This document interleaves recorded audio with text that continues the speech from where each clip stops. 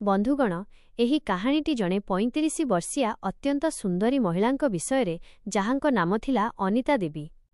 ଦେଖିବାକୁ ସେ ଅବିକଳ ସଙ୍ଗମରମର ପରି ଗୋରା ତଥା ଗଠିଲା ଶରୀରର ଅଧିକାରିଣୀ ଥିଲେ, ଯାହାଙ୍କୁ ଦେଖିଲେ ଯେ କେହି ବି ତାଙ୍କ ଦିୱାନା ହୋଇଯିବ। ବନ୍ଧୁଗଣ, ଅନିତା ଦେବୀଙ୍କ ସ୍ୱାମୀଙ୍କ ନାମ ରଣବିଜୟ ସିଂହ ଥିଲା, ଯାହାଙ୍କ ବୟସ 45 ବର୍ଷ ଏବଂ ସେ ପେଶାରେ ଜଣେ ଓକିଲ ଥିଲେ। ବନ୍ଧୁଗଣ, ତାଙ୍କୁ କୌଣସି କାମରେ 2-4 ଦିନ ପାଇଁ ବାହାରକୁ ଯିବାକୁ ଥିଲା। ଯେତେବେଳେ ସେ ଏହି କଥା ନିଜ ପତ୍ନୀ ଅନିତା ଦେବୀଙ୍କୁ କହିଲେ, ସେତେବେଳେ ତାଙ୍କ ଚେହେରାରେ ଏକ ଚମକ ଏବଂ ଖୁସି ଆସିଗଲା, ଯାହା ପ୍ରକୃତରେ ଦେଖିବା ଲାୟକ ଥିଲା। ତାପରେ କ'ଣ ହେଲା, ରଣବିଜୟ ତ ନିଜ କାମରେ 5 ଦିନ ପାଇଁ ଚାଲିଗଲେ, କିନ୍ତୁ ଅନିତା ଦେବୀ ସକାଳ ଜଟା ସମୟରେ ଗାଧୋଇବାକୁ ଗଲେ। ବାଥରୁମ୍ ଭିତରେ ସେ ଯେତେବେଳେ ଗାଧୋଉଥିଲେ, ସେହି ସମୟରେ ତାଙ୍କ ଉପରେ ଏକ ଝିଟିପିଟି ପଡ଼ିଗଲା। ଝିଟିପିଟି ପଡ଼ିବା ପରେ ସେ କପଡ଼ା ପିନ୍ଧିଥିଲେ। ସେହି ଅବସ୍ଥାରେ ଆପଣ ଭାବିପାରୁଥିବେ ଏବଂ ବୁଝିପାରୁଥିବେ କି ଯିଏ କପଡ଼ା ପିନ୍ଧି ଗାଧୋଏ, ତାଙ୍କ କପଡ଼ା ଶରୀରରେ କିପରି ଦିଶେ। ସେହି ଅବସ୍ଥାରେ ସେ ଚିତ୍କାର କରି ବାହାରକୁ ଦୌଡ଼ି ଆସିଲେ। ବନ୍ଧୁଗଣ, ଯେତେବେଳେ ସେ ବାହାରକୁ ଆସିଲେ, ସେତେବେଳେ କ'ଣ ହେଲା କି ତାଙ୍କର ଜଣେ ଚାକର ଯାହାର ନାମ ମୋହନ ଥିଲା, ସେ ଯେତେବେଳେ ତାଙ୍କୁ ଏହି ରୂପରେ ଦେଖିଲା, ତାର ହୋସ ଉଡ଼ିଗଲା। ମୁଣ୍ଡ କାମ କଲା ନାହିଁ। ଭାଇ, ଯଦି କେହି ବି ଜଣେ ସ୍ତ୍ରୀ ଲୋକଙ୍କୁ ଏହି ଅବସ୍ଥାରେ ଦେଖିବ, ତେବେ କାହାର ମୁଣ୍ଡ ଖରାପ ହେବ ନାହିଁ। ତାପରେ ବନ୍ଧୁଗଣ, ଏହି ଅନିତା ଦେବୀ ନିଜ ଶରୀରରେ ଏକ ଟାୱେଲ ଗୁଡ଼ାଇ ହୋଇ ନିଜ ରୁମ୍ ଭିତରକୁ ଚାଲିଗଲେ ଏବଂ ନିଜ ଚାକର ଅର୍ଥାତ୍ ମୋହନକୁ ଡାକିବାକୁ ଲାଗିଲେ ଓ କହିଲେ କି ଏଠାକୁ ଆସ ମୋହନ। ତାପରେ ସେ ରୁମ୍ ଭିତରକୁ ଗଲା ଏବଂ ବନ୍ଧୁଗଣ, ମୋହନ ହାତରେ 15,000 ଟଙ୍କା ଧରାଇ ଦେଇ ସେ କହିଲେ କି ଆଜି ରାତି ପାଇଁ ମୋତେ ଖୁସି କରିଦିଅ, ତା ବଦଳରେ ତୁମେ ଯାହା ଚାହିଁବ ମୋଠାରୁ ନେଇଯିବ। ବନ୍ଧୁଗଣ, ତାପରେ ସେହି ଦୁଇ ଜଣଙ୍କ ମଧ୍ୟରେ ଯାହା ହେଲା ତାହା ତ ସ୍ୱାଭାବିକ ଥିଲା, କିନ୍ତୁ ଏହା ପଛରେ କେଉଁ ଘଟଣା ଘଟିଲା ତାହା ଅତ୍ୟନ୍ତ ରୋଚକ ଏବଂ ମର୍ମାହତ, ଯାହାକି ବହୁତ ମଜାଦାର। ତେଣୁ ଭିଡ଼ିଓଟିକୁ ଶେଷ ପର୍ଯ୍ୟନ୍ତ ନିଶ୍ଚୟ ଦେଖନ୍ତୁ। ବନ୍ଧୁଗଣ, ଭିଡ଼ିଓ ଭଲ ଲାଗିଲେ ଚ୍ୟାନେଲକୁ ସବସ୍କ୍ରାଇବ୍ କରିବାକୁ ଆଦୌ ଭୁଲନ୍ତୁ ନାହିଁ। ଚାଲନ୍ତୁ ଘଟଣା ଆରମ୍ଭ କରିବା। ବନ୍ଧୁଗଣ, ଆଜି ଯେଉଁ କାହାଣୀ ମୁଁ ଆପଣଙ୍କୁ ଶୁଣାଇବାକୁ ଯାଉଛି ତାହା ଅତ୍ୟନ୍ତ ରୋଚକ। ଏହି କାହାଣୀ ଆମ ଉତ୍ତରାଖଣ୍ଡର ରାଜଧାନୀ ଡେରାଡୁନ୍ ଏବଂ ଡେରାଡୁନ୍ ନିକଟରେ ଥିବା ଏକ କଲୋନୀ, ଇନ୍ଦ୍ରଲୋକ କଲୋନୀର ଘଟଣା, ଯେଉଁଠାରେ ଜଣେ ଓକିଲ ରହୁଥିଲେ ଯାହାଙ୍କ ନାମ ରଣବିଜୟ ସିହ୍ନା ଥିଲା। ସେ ପେଶାରେ ଜଣେ ଓକିଲ ଥିଲେ। ତାଙ୍କ ବୟସ 45 ବର୍ଷ ଥିଲା ଏବଂ ରଣବିଜୟଙ୍କ କଥା ଯଦି କହିବା, ତେବେ ତାଙ୍କ ପତ୍ନୀ ଚାଲିଯିବାର 3 ବର୍ଷ ବିତିଯାଇଥିଲା ଏବଂ ତାଙ୍କର 2ଟି ଯୁବକ ପୁଅ ଥିଲେ ଯାହାଙ୍କର ବିବାହ ହୋଇସାରିଥିଲା ଏବଂ ସେହି 2 ପୁଅ ବାହାରକୁ ଯାଇ ସେଟଲ୍ ହୋଇଯାଇଥିଲେ, ଅର୍ଥାତ୍ ବିଦେଶରେ ରହୁଥିଲେ। ସେମାନେ ନିଜ ନିଜର କାମ କରୁଥିଲେ। ବନ୍ଧୁଗଣ, ଆଜିକାଲିର ପିଲାମାନଙ୍କୁ ତ ଆପଣ ଜାଣିଛନ୍ତି। ଏବେ ଆଉ ସେହି ସମୟ ନାହିଁ ଯେତେବେଳେ ସ୍ତ୍ରୀ କିମ୍ବା ପୁରୁଷ ନିଜ ପରିବାର ସହ ରହୁଥିଲେ, ନିଜ ବାପା ମାଙ୍କ ଯତ୍ନ ନେଉଥିଲେ ଏବଂ ତାଙ୍କ ବାର୍ଦ୍ଧକ୍ୟର ସାହାରା ହେଉଥିଲେ। ଏସବୁ ଏବେ କେବଳ କଥାରେ ହିଁ ସୀମିତ ରହିଯାଇଛି। ଆଜିର ଯୁଗରେ ଦେଖିବାକୁ ଗଲେ 100 ମଧ୍ୟରୁ ମୁସ୍କିଲରେ 90 ପରିବାର ଥିବେ, 90 ଲୋକ ଥିବେ ଯେଉଁମାନେ ନିଜ ବାପା ମାଙ୍କ ବିଷୟରେ ଗମ୍ଭୀରତାର ସହ ଚିନ୍ତା କରୁଥିବେ।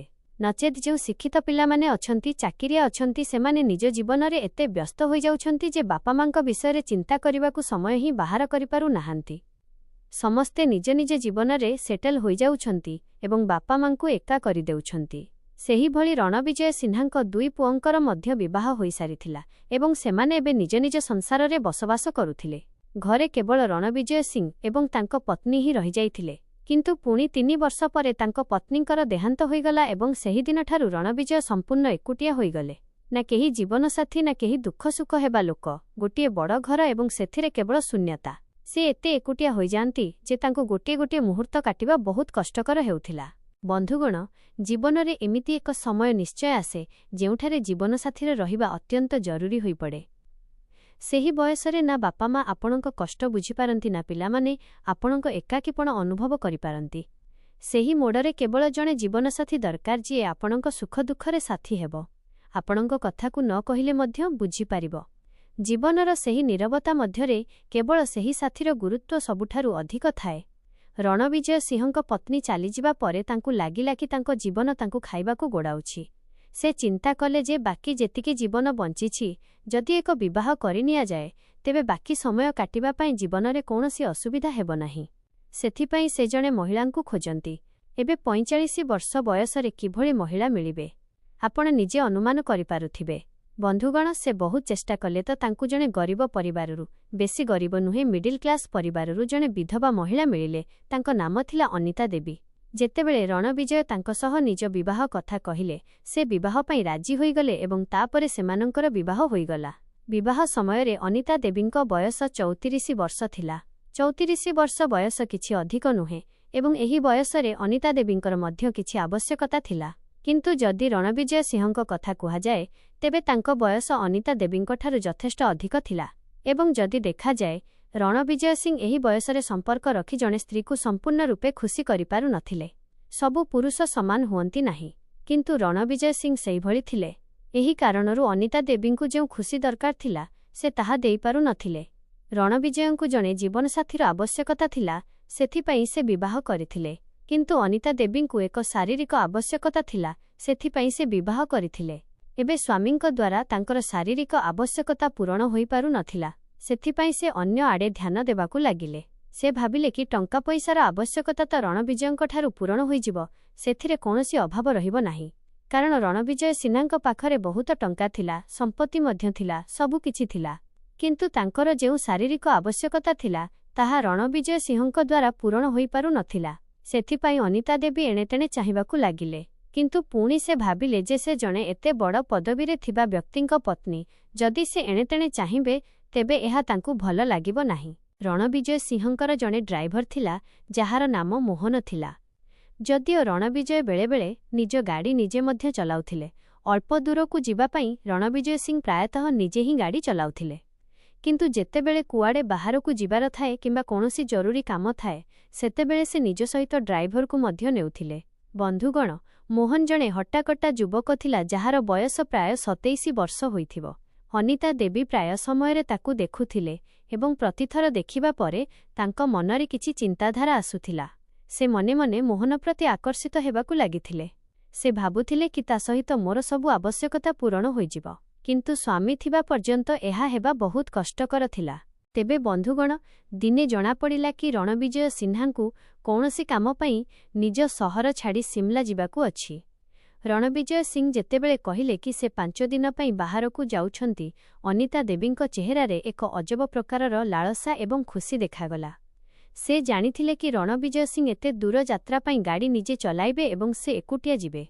ତାଙ୍କର ସେଠାରେ ଏକୁଟିଆ କାମ ଥିଲା। ସେଥିପାଇଁ ରଣବିଜୟ ସିଂହ ଯିବା ସମୟରେ ମୋହନକୁ କହିଲେ, ଯାହା ବି ଘରର ଛୋଟମୋଟ କାମ ଅଛି ଦେଖିଦେବୁ ଏବଂ ମ୍ୟାଡାମଙ୍କର କୌଣସି ଆବଶ୍ୟକତା ଥିଲେ ସେଥିରେ ମଧ୍ୟ ସାହାଯ୍ୟ କରିଦେବୁ। ଏତିକି କହି ରଣବିଜୟ ସିଂହ ଅନିତା ଦେବୀଙ୍କୁ ଘରେ ମୋହନ ଭରସାରେ ଛାଡ଼ି ବାହାରିଗଲେ। ବନ୍ଧୁଗଣ, ତାଙ୍କ ସ୍ୱାମୀ ଯିବା ପରେ ପତ୍ନୀ ଏମିତି ହିଁ ସୁଯୋଗ ଅପେକ୍ଷାରେ ଥିଲେ, ଅର୍ଥାତ୍ ପୂରା ପୂର୍ବରୁ ହିଁ ଷଡ଼ଯନ୍ତ୍ର ରଚିଥିଲେ। ତାପରେ ଅନିତା ଦେବୀ ଗାଧୋଇବା ପାଇଁକୁ ଯାଆନ୍ତି, କିନ୍ତୁ ଭାଗ୍ୟର ଏପରି ସଂଯୋଗ ହୁଏ କି ଯେମିତି ସେ ଗାଧୋଇବାକୁ ଆରମ୍ଭ କରନ୍ତି ଛାତରୁ ଏକ ଝିଟିପିଟି ସିଧା ତାଙ୍କ ଉପରେ ଆସିପଡ଼େ। ଭୟରେ ଅନିତା ଦେବୀ ଜୋରରେ ଚିତ୍କାର କରନ୍ତି ଏବଂ ଛଟପଟ ହୋଇ ସେହି ଅବସ୍ଥାରେ ହିଁରୁ ବାହାରକୁ ଦୌଡ଼ି ଆସନ୍ତି। ସେହି ସମୟରେ ପୂରା ଘରେ କେବଳ ମୋହନ ହିଁ ଥିଲା। ଯେତେବେଳେ ସେ ହଠାତ୍ ଅନିତା ଦେବୀଙ୍କ ଚିତ୍କାର ଶୁଣେ ସେ ଘାବରେଇ ଯାଏ। ଭାବେ କି ଶେଷରେ କ'ଣ ହେଲା, ମାଲିକାଣୀ ଏମିତି କାହିଁକି ଚିଲାଉଛନ୍ତି। କିଛି ନ ଭାବି ସେ ସେହି ଦିଗକୁ ଦୌଡ଼ିଯାଏ ଯେଉଁଠାରୁ ଶବ୍ଦ ଆସୁଥିଲା। ତେବେ ମାଲିକାଣୀ ତ ଯେଉଁ ଅବସ୍ଥାରେ ଥିଲେ ତାହା ଦେଖି ମୋହନର ହାତଗୋଡ଼ ଶୀତଳ ହୋଇଗଲା। ବନ୍ଧୁଗଣ, କାରଣ ମୋହନ ଯେତେବେଳେ ଦେଖିଲେ କି ମାଲିକାଣୀ ଜଣେ 34 ବର୍ଷର ସୁନ୍ଦର ଗଠିଲା ବୟସର ମହିଳା ଏବଂ ପୁଣି ଏହି ଅବସ୍ଥାରେ, ତେବେ କାହାର ବି ବିବେକ ଡୋଳିଯିବ। ତେବେ ମୋହନ ଯେତେବେଳେ ଦେଖେ ତ ଲାଜରେ ନିଜ ଆଖି ତଳକୁ କରିଦିଏ। ଏପଟେ ଏହି ମହିଳା ଅର୍ଥାତ୍ ଅନିତା ଦେବୀ ଦୌଡ଼ି ଦୌଡ଼ି ରୁମ୍ ଭିତରକୁ ଚାଲିଯାଆନ୍ତି, ଏକ ଟାୱେଲ ଗୁଡ଼ାଇ ହୋଇଯାଆନ୍ତି ଏବଂ ପୁଣି ମୋହନକୁ ଡାକନ୍ତି। ମୋହନ ଭାବେ କିଛି ଅସୁବିଧା ହେଲା କି କ'ଣ। ସେ ରୁମ୍ ପର୍ଯ୍ୟନ୍ତ ଯାଏ ତ ଅନିତା ମୋହନକୁ କହନ୍ତି କି ଡର ନାହିଁ, ଭିତରକୁ ଚାଲିଆସ, କିଛି କଥା ନାହିଁ। ଏବେ ବନ୍ଧୁଗଣ, ଯେମିତି ମୋହନ ରୁମ୍ ଭିତରକୁ ଯାଏ ତାର ନଜର ସାମ୍ନାରେ ଛିଡ଼ା ହୋଇଥିବା ଅନିତା ଦେବୀଙ୍କ ଉପରେ ପଡ଼େ ଯିଏ କେବଳ ଏକରେ ଗୁଡ଼ାଇ ହୋଇଥିଲେ। ମୋହନ ଟିକେ ସଙ୍କୋଚ କରେ, ନଜର ବଞ୍ଚାଇ କହେ, ମାଲିକାଣୀ କହନ୍ତୁ କିଛି କାମ ଥିଲା କି।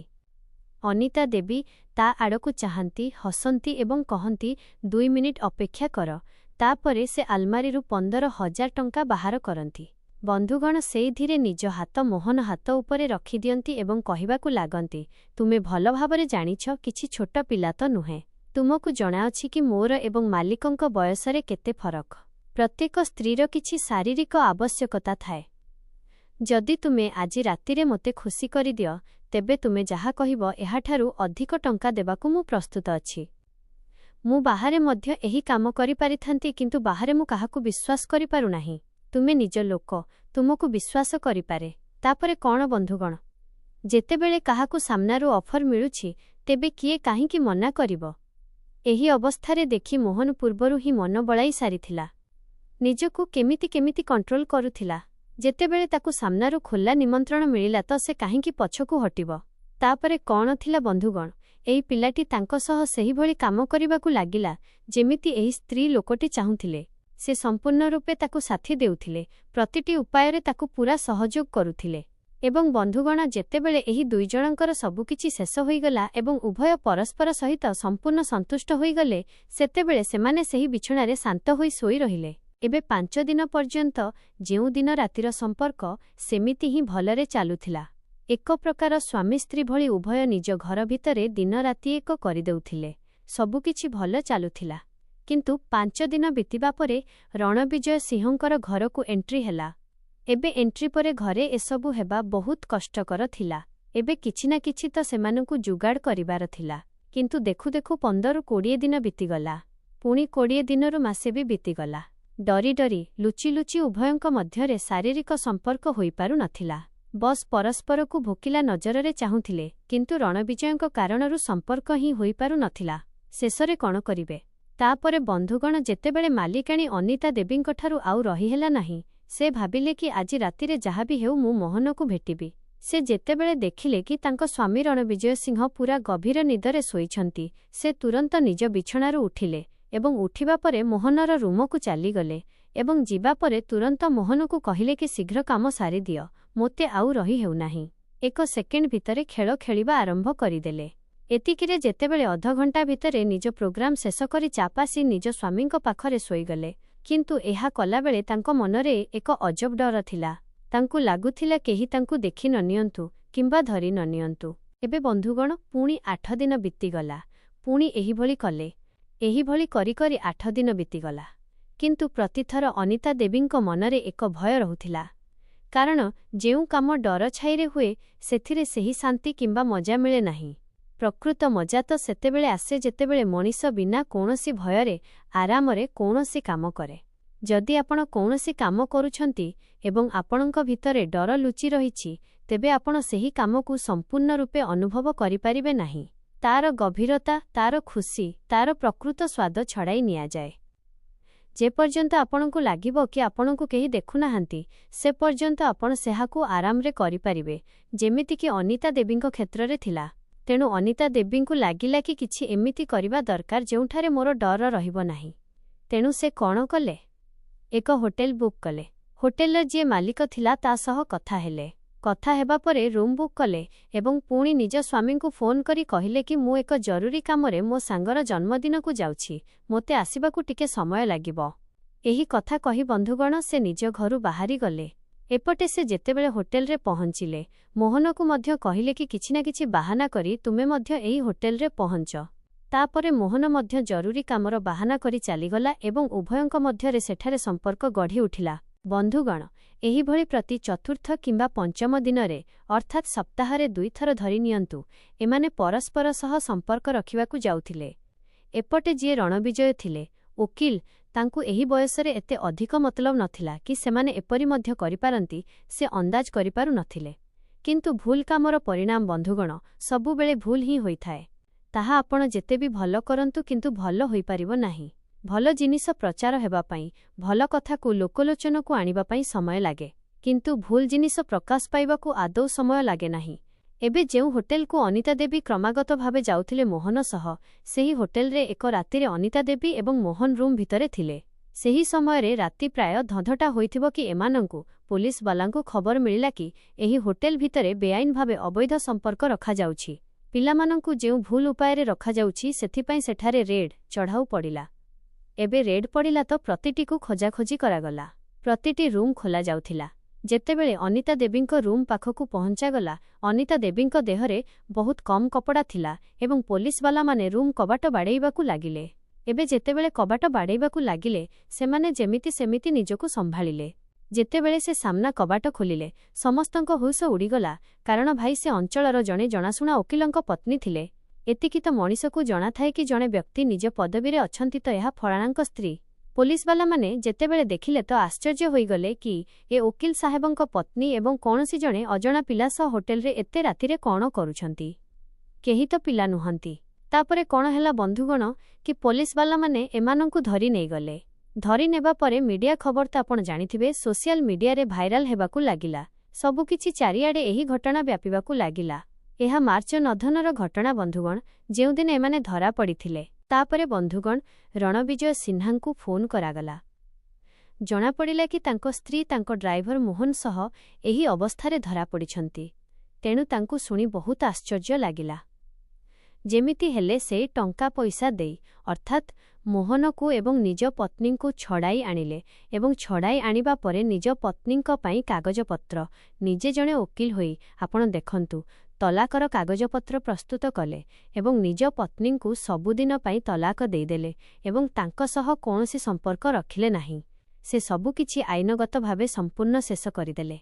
ଏପଟେ ବନ୍ଧୁଗଣ ଯିଏ ମୋହନ ଥିଲା ତାକୁ ମଧ୍ୟ କାମରୁ ବାହାର କରିଦିଆଗଲା ଏବଂ ତାକୁ ମଧ୍ୟ ନିଜ ଗାଁକୁ ପଠାଇ ଦିଆଗଲା। କିନ୍ତୁ ବନ୍ଧୁଗଣ ଭାବନ୍ତୁ କି ରଣବିଜୟ ସିଂହ ସେହି ବୟସରେ ଭାବିଥିଲେ କି ଜୀବନସାଥୀର ଆବଶ୍ୟକତା ଅଛି, କିନ୍ତୁ ଏଭଳି ଜଣେ ସ୍ତ୍ରୀ ଲୋକଙ୍କ ସହ ପାଲା ପଡ଼ିଲା ଯିଏକି ତାଙ୍କର ନାମ ଖରାପ କରିଦେଲା, ତାଙ୍କ ନାମକୁ ବଦନାମ କରିଦେଲା। କାରଣ ସେ ତାଙ୍କର ପତ୍ନୀ ଥିଲେ। ଯଦି ଆମେ କିଛି ଭୁଲ କରୁ ତେବେ ଆମ ନାମ ପରେ ଆସେ, ଆମେ ଯାହାଙ୍କ ସହ ଜଡ଼ିତ ପ୍ରଥମେ ତାଙ୍କ ନାମ ଆସେ। ଯେମିତିକି ରଣବିଜୟ ସିଂ। ଏବେ କେହି ବି କହିବ କି ଅନିତା ଦେବୀ କାହାର ପତ୍ନୀ, ତେବେ ଓକିଲ ସାହେବ ରଣବିଜୟ ସିଂହଙ୍କ ପତ୍ନୀ ଥିଲେ। ସେ ଏସବୁ କଲେ, ତେଣୁ ସବୁଠୁ ପ୍ରଥମେ ରଣବିଜୟ ସିହ୍ନାଙ୍କ ନାମ ଆସେ। ରଣବିଜୟ ସିହ୍ନାଙ୍କୁ ମଧ୍ୟ ଲାଗିଲା କି ଏତେ ବଡ଼ କ୍ୟାରିୟର ସେ ଗଢ଼ିଲେ, ଏତେ ବୟସ ବିତାଇଲେ, ସେତେବେଳେ କିଛି ହେଲା ନାହିଁ। କିନ୍ତୁ ଆଜି ଗୋଟିଏ ଘଟଣା ଯୋଗୁଁ ତାଙ୍କ ନାମ ସୋସିଆଲ ମିଡିଆରୁ ନେଇ ମିଡିଆ ପର୍ଯ୍ୟନ୍ତ ଚାରିଆଡ଼େ ବଦନାମ ହେଉଥିଲା। ତେବେ ବନ୍ଧୁଗଣ ଯାହାପରେ ଅନିତା ଦେବୀ ଏବେ ଆଗକୁ କ'ଣ କରିବେ ଆପଣ ବୁଝିପାରୁଥିବେ। ସେ ନିଜ ଜୀବନରେ କ'ଣ କରିବେ କ'ଣ ନାହିଁ ତାହା କହିବା ବହୁତ କଷ୍ଟକର।